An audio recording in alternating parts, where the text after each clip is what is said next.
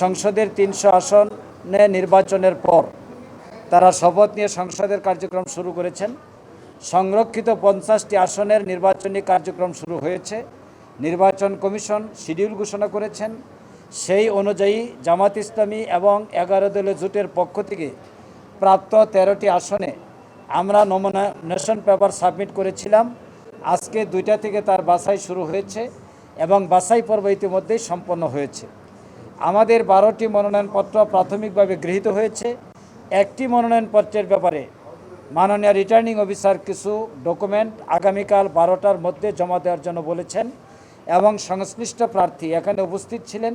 তিনি আগামীকাল 12টার মধ্যে তার প্রয়োজনীয় ডকুমেন্ট উপস্থাপন করবেন বলে আমরা আশা করছি।